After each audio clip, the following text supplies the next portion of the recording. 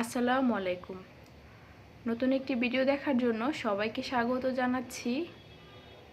আজকে তৈরি করে দেখাবো ভিন্ন রকম একটি নাস্তা। খুব সহজে অল্প সময়ে যে কেউ এই নাস্তাটি তৈরি করতে পারবে এবং খেতেও মাশাআল্লাহ অসম্ভব মজার। আশা করি পুরো ভিডিওটি দেখবেন। ভিডিওটি আপনাদের কাছে অবশ্যই ভালো লাগবে।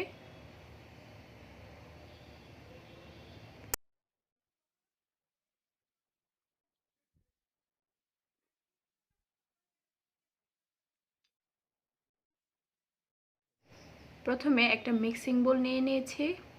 দিয়ে দিচ্ছি আমি 1 কাপ পরিমাণ ময়দা। আমি একটা স্টিমারের সাহায্যে চেলে নিচ্ছি। সাথে দিয়ে দিচ্ছি 1 চামচ সুজি। দিয়ে দিচ্ছি রান্নার রেগুলার তেল 1 চামচ পরিমাণ দিয়েছি আমি। এখন দিয়ে দিব স্বাদমতো লবণ। লবণের পরিমাণটা অল্প করে দিতে হবে, বেশি দেওয়া যাবে না। দিয়ে দিচ্ছি আমি আধা চামচ গুঁড়ো দুধ। গুঁড়ো দুধটা ফ্লেভারের জন্য দিয়েছি।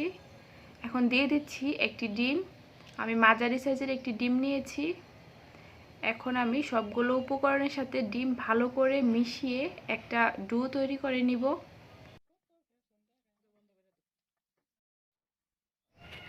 এই যে আমার ডোটা তৈরি হয়ে গেছে। ডোটা এমনভাবে তৈরি করতে হবে যেন শক্ত বেশি না হয়, আবার যেন বেশি নরমও না হয়। এখন ভালো করে মতে নিতে হবে কিছু সময় নিয়ে।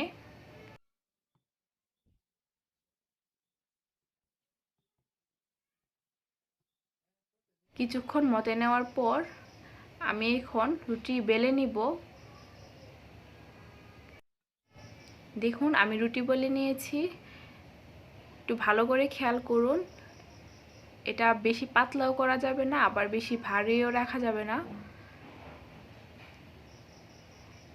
এখন আমি কেটে নিব। এটা আপনারা যার যার ইচ্ছা মতো কেটে নিতে পারেন। কেউ চাইলে আপনারা ছুরি দিয়েও কেটে নিতে পারেন। আমি এভাবে গোল আকৃতি করে কেটে নিলাম।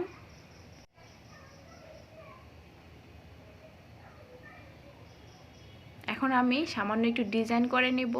এটা আপনারা আপনাদের ইচ্ছে মতো ডিজাইন করবেন, এটা সম্পূর্ণ অপশনাল। নাস্তাটি দেখতে যেন আকর্ষণীয় মনে হয় সেজন্য আমি একটু ডিজাইন করে নিলাম। এটা আপনারা চাইলে নাও করতে পারেন।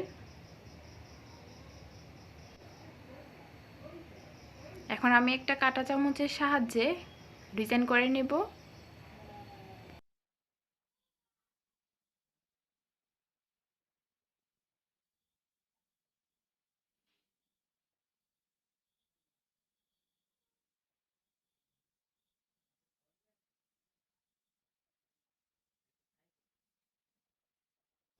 এই যে দেখুন আমার পিঠা তৈরি হয়ে গিয়েছে। সবগুলো আমি একইভাবে ডিজাইন করে নিয়েছি। এখন আমি চলে যাব পিঠাগুলো ভাজার জন্য। চুলায় একটা প্যান বসিয়ে দিয়েছি। তাতে দিয়ে দিচ্ছি আমি পর্যাপ্ত তেল। অবশ্যই ডুবো তেলে ভাজতে হবে, তাহলে পিঠাগুলো খেতে খুব মজার হবে। তেলটা বেশি গরম করা যাবে না। তেলটা যখন হালকা গরম হবে তখনই দিয়ে দিতে হবে সবগুলো পিঠা। চুলার আঁচটা আমি মিডিয়াম করে রেখেছি। চুলার আঁচটা অবশ্যই কমিয়ে রাখতে হবে, না হলে পিঠার বাইরের অংশটা হয়ে যাবে, ভিতরে কাঁচা থাকবে।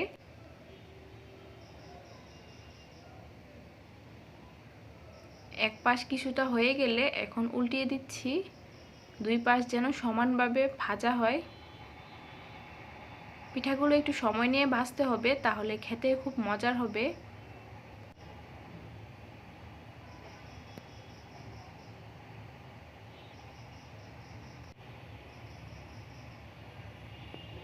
এই যে দেখুন আমি আরেকবার উল্টিয়ে দিচ্ছি।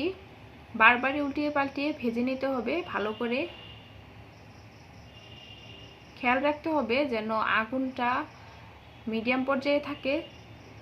একটু সময় নিয়ে ভাজতে হবে। আমি প্রায় 15 মিনিট ধরে সময় নিয়ে ভেজে নিয়েছি ভালো করে। এই যে দেখুন রংটা যখন এরকম হবে, এখন আমি একটু উল্টিয়ে দিচ্ছি।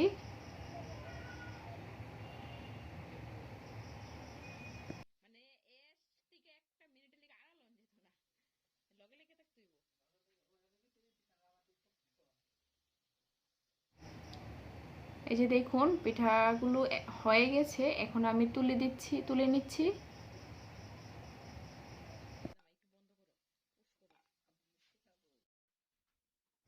চুলায় একটা প্যান বসিয়ে দিয়েছি, তাতে দিয়ে দিচ্ছি আমি 1 কাপ পরিমাণ চিনি এবং 1 কাপ পরিমাণ পানি দিয়ে দিচ্ছি। চিনি এবং পানি ভালো করে নেড়ে মিশিয়ে নিব।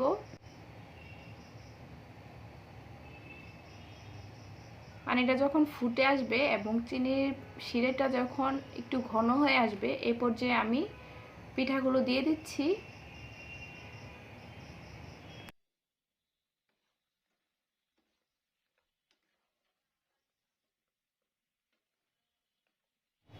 এখন উল্টিয়ে পাল্টিয়ে চিনির শিরাটার সাথে পিঠাগুলো আমি ভালো করে মিশিয়ে নিচ্ছি।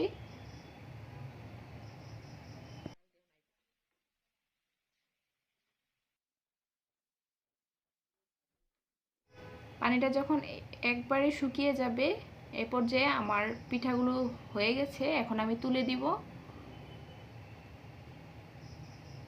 এই যে দেখুন আমার পিঠাগুলো তৈরি হয়ে গিয়েছে। খুব সহজ এবং খুব মজাদার একটি নাস্তা। আপনারা এভাবে বাসায় একবার হলেও ট্রাই করবেন। খেতে কিন্তু অসম্ভব মজার হয়েছে। আমি একটা পিঠা ভেঙে দেখাচ্ছি। দেখুন ভিতরে কিন্তু নরম এবং শিরাটাও ভালো করে ভিতরে ঢুকেছে। রেসিপিটি যদি ভালো লাগে অবশ্যই একটা লাইক দিবেন এবং আমার চ্যানেলটি সাবস্ক্রাইব করে পাশে